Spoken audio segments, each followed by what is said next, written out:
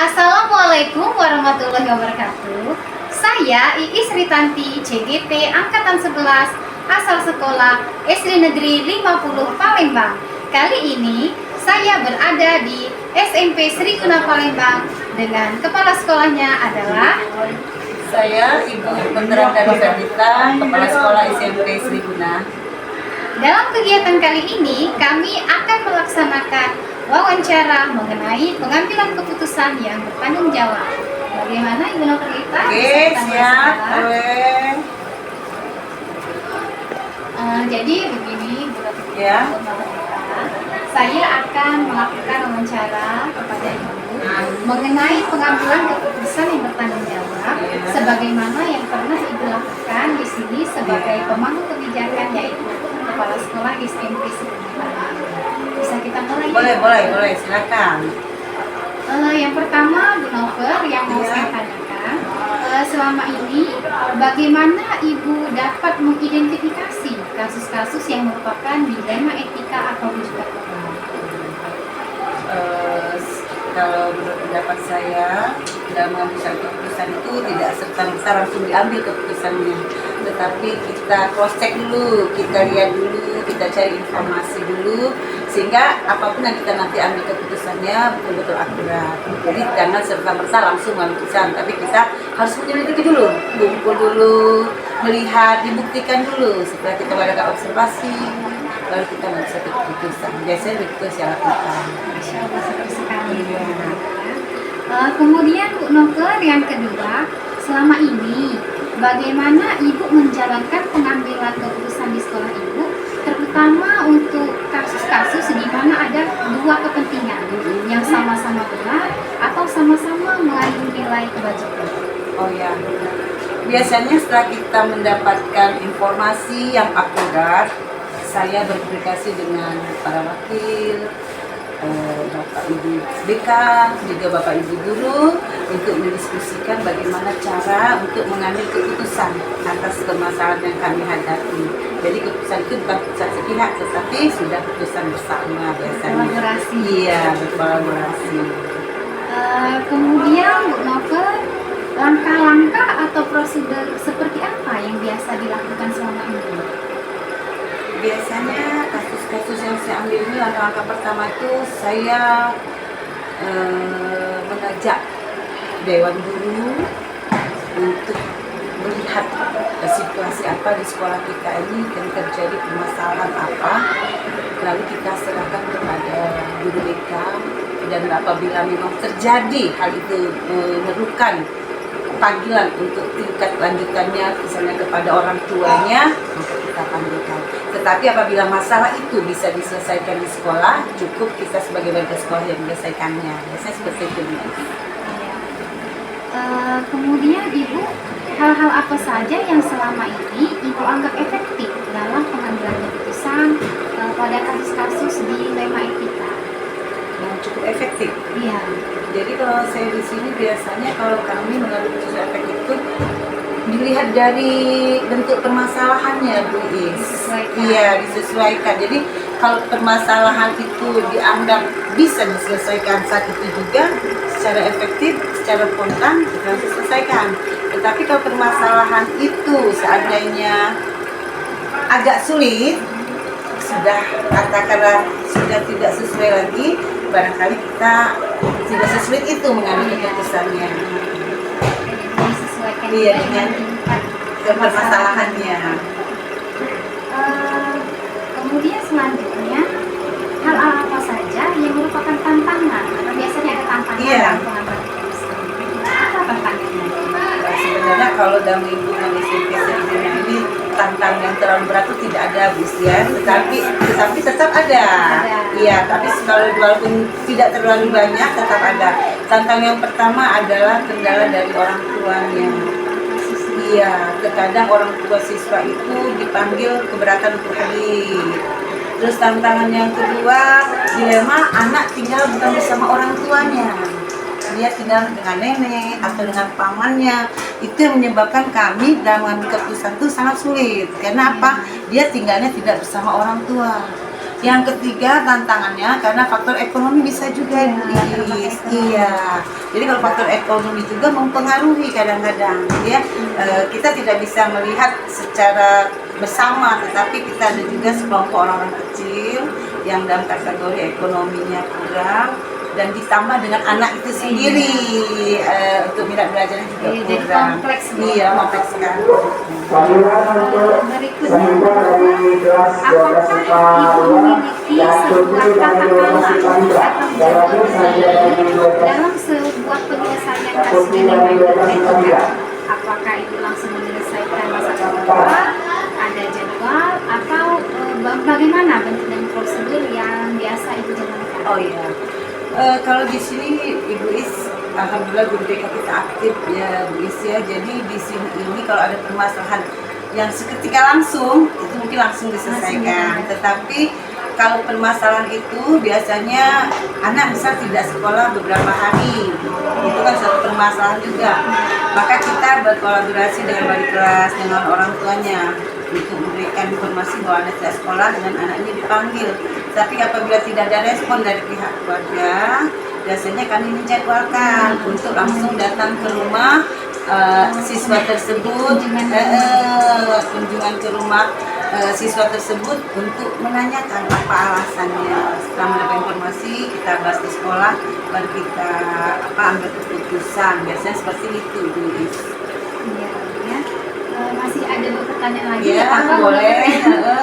Berikutnya Ibu, adakah seseorang atau faktor-faktor apa yang selama ini mempermudah atau membantu Ibu dalam mengambil keputusan dalam kasus-kasus dilema itu?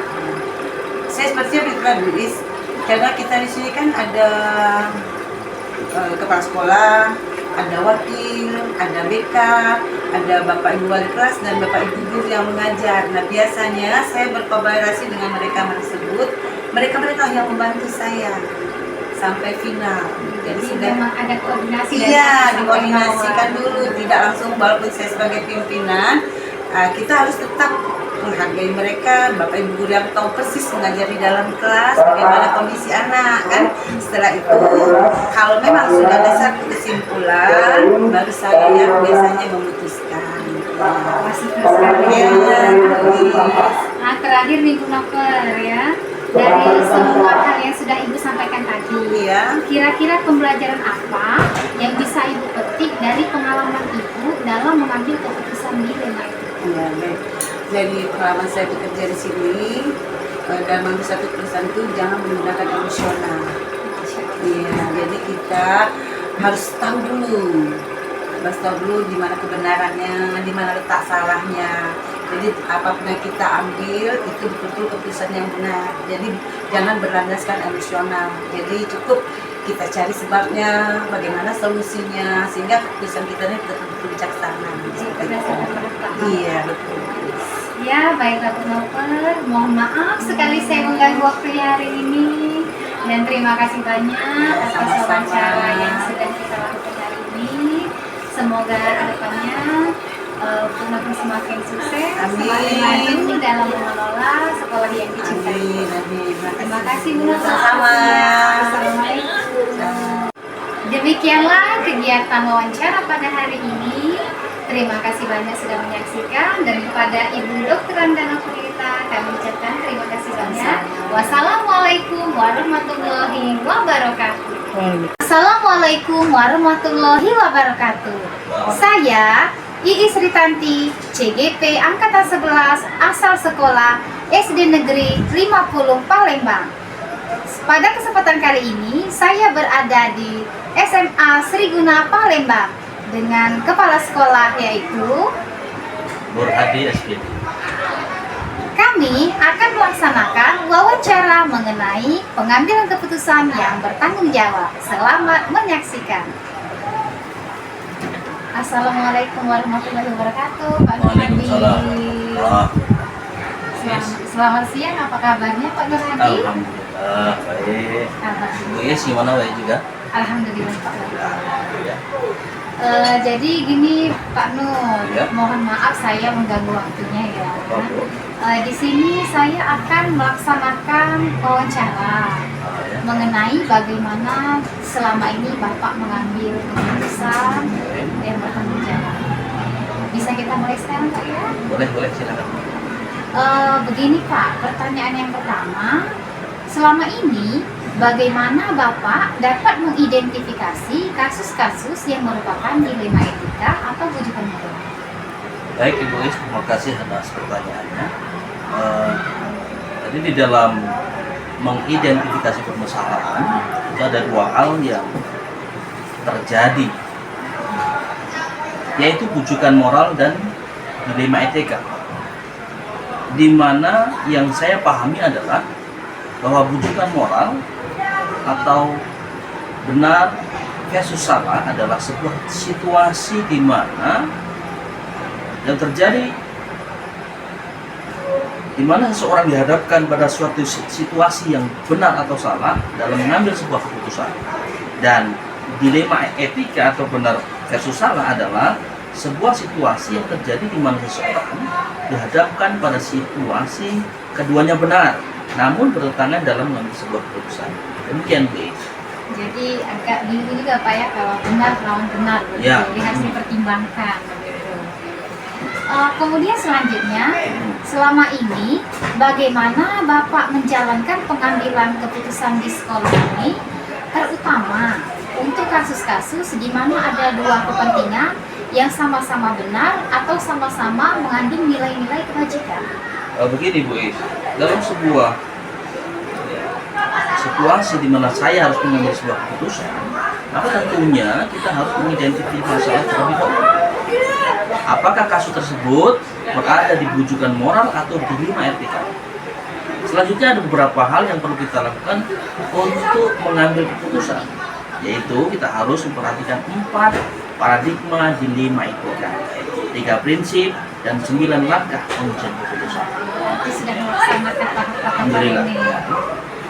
Nah, berarti berikutnya ini Pak, Ya. langkah-langkah atau prosedur seperti apa yang biasa dilakukan selama ini?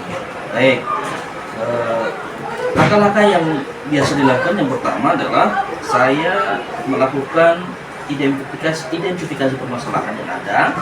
Kemudian saya mengenali nilai apa yang bertentangan di dalam situasi ini. Nah, setelah itu saya menentukan siapa yang terlibat. Dalam hal ini seringkali saya melibatkan guru untuk mengumpulkan fakta. Kemudian saya akan melakukan pengujian benar salah, melaksanakan 3 prinsip resolusi, mencari kemungkinan penyelesaian atau opsi trilema. Selanjutnya saya akan membuat keputusan, kemudian merefleksikannya. Ya. Berarti sudah mendapat keputusan direfleksikan kembali begitu Pak Betul. ya. Kemudian hal-hal apa saja yang selama ini Bapak anggap efektif dalam pengambilan keputusan pada kasus-kasus dilema itu? Nah, ketika kita berhadapan dengan dilema atau etika, hal yang cukup efektif dalam pengambilan keputusan pada kasus dilema etika adalah menggunakan 3 prinsip. Itu 3 prinsip resolusi, yaitu berpikir berbasis hasil akhir, berorientasi pada aturan yang benar, dan mengutamakan rasa peduli. Kemudian juga memperhatikan dampak jangka panjang, juga merupakan hal yang efektif. Selain itu juga seringkali saya melakukan diskusi dengan para guru dan pemangku kepentingan di sekolah untuk menyelesaikan sebuah kasus atau masalah. Wah, seru sekali Begitu. ya Pak ya. Berarti Ya. selalu ada kolaborasi Benar. ya dengan warga sekolah di sini. Kemudian Bapak juga memperhitungkan efek jangka pendek dan jangka panjang. Benar. Wah, menarik sekali Pak ya. Baiklah Pak, berikutnya hal-hal apa saja yang selama ini merupakan tantangan nih dalam pengambilan keputusan pada kasus-kasus dilema tersebut? Kan ada tantangan biasanya Pak ya. Nah, betul. Jadi menurut saya bahwa di dalam dilema etika ada permasalahan yang memang agak sulit untuk diputuskan itu, karena menyangkut sesuatu yang sama-sama benar. Nah, ini kadang-kadang menjadi tantangan. Namun saya kembalikan lagi kepada nilai-nilai yang saya pegang teguh, yaitu aturan yang berlaku serta tidak lupa bahwa kepedulian terhadap sesama juga harus kita pertimbangkan. Karena memang memandang kepedulian itu sangat-sangat penting di dalam memutuskan satu permasalahan. Itu kira-kira. Benar sekali, berarti nggak hanya lihat Benar. peraturan, tetapi kepedulian kita juga. Gitu, Lihat ya. situasi dan kondisi. Boleh lanjut Pak ya? Silakan. Ya, Lanjut. selanjutnya, apakah Bapak memiliki sebuah tata atau jadwal tertentu dalam sebuah penyelesaian kasus dilema etika? Apakah Bapak langsung menyelesaikan di tempat atau punya jadwal tersendiri untuk menyelesaikannya, serta bagaimana bentuk dan prosedur yang Bapak jalankan selama ini? Sebenarnya begini Bu, tergantung seberapa mendesak atau seberapa penting masalah itu harus diselesaikan, atau seberapa besar pengaruhnya terhadap lembaga yang ada di sekolah ini. Jika memang memerlukan waktu atau memerlukan penyelesaian yang secepat mungkin, maka tentu kita akan melibatkan pihak-pihak yang terkait dan kemudian mengalokasikan secara khusus dan menyelesaikan masalah itu. Tergantung masalahnya Ya, juga begitu, sepenting Pak, ya? apa Iya. atau skala prioritas itu. Skala prioritasnya begitu, Pak, ya. Masih ada 2 pertanyaan lagi, boleh lanjut Pak Boleh, ya? silakan. Berikutnya, adakah seseorang atau faktor-faktor apa yang selama ini mempermudah atau membantu Bapak dalam mengambil keputusan kasus dilema itu? Baik, faktor apa yang mempermudah? Sebagai seorang pimpinan atau kepala sekolah, tentu saya tidak sendirian dalam bekerja. Ketika memutuskan suatu keputusan, maka berdasarkan nilai-nilai, aturan-aturan yang saya pahami, namun tentu kebijakan itu harus saya pertimbangkan kepada Bapak Ibu Dewan Guru atau pihak-pihak terkait yang juga merupakan satu bagian yang merupakan bagian yang tidak bisa dilupakan. Terkait juga bukan hal yang salah selama ini, baik siswa atau lembaga. Itu barangkali yang menjadi faktor untuk membuat sebuah keputusan. Terakhir Pak ya? Ya. Sudah sangat menerapkan berarti ya Pak Nur Betul. ini ya. Terakhir di sini, dari semua hal yang sudah Bapak sampaikan tadi, dari A sampai Z yang panjang lebar tadi, kira-kira pembelajaran apa yang bisa Bapak petik dari pengalaman-pengalaman yang pernah Bapak ambil keputusan dalam suatu kasus dilema etika ini? Baik. Jadi di dalam kasus dilema etika, tentu nilai-nilai yang kita ambil adalah nilai-nilai kebajikan di dalam diri. Prinsip mengambil keputusan, paradigma berpikir, dan langkah-langkah pengambilan keputusan menjadi satu dasar yang sangat penting di dalam pengambilan keputusan, yang tentunya harus kita pertanggungjawabkan. Itu kira-kira. Berarti berdasarkan beberapa langkah begitu Ya, ya, betul. sebuah langkah pengambilan keputusan. Ya, baik Pak Nur Hadi. Ya. Mohon maaf saya sudah mengganggu Nggak waktunya. Dan Inilah terima gunanya kita berkomunikasi. Ya. ya, terima kasih banyak Pak Sama-sama. Nur Hadi atas Ya. waktunya. Sama-sama. Ya, harapan saya ke depannya semoga Pak Nur Hadi tambah sukses memimpin Amin. sekolah ini semakin maju Amin. dan yang pasti lebih baik dari sebelumnya. Dan Terima kasih banyak Pak Nur Hadi atas Sama-sama, waktunya Ibu. saya ucapkan. Wassalamualaikum warahmatullahi wabarakatuh. Waalaikumsalam. Tuh. Demikianlah hasil wawancara saya dengan Kepala Sekolah SMA Sri Guna Palembang, yaitu Bapak Nur Hadi SPD. Terima kasih telah menyaksikan. Wassalamualaikum warahmatullahi wabarakatuh.